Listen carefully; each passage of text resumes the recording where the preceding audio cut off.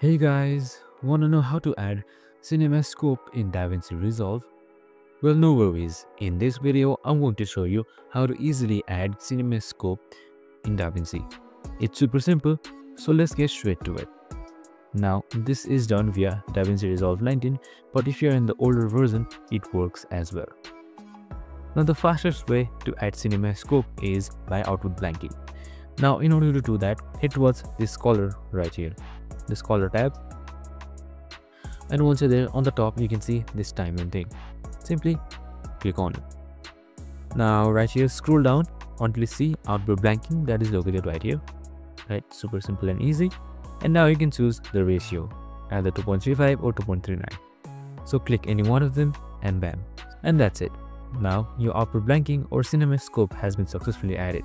I hope this video helped. If it did, make sure to like, subscribe and tune in with us for more of these videos. See you in the next one.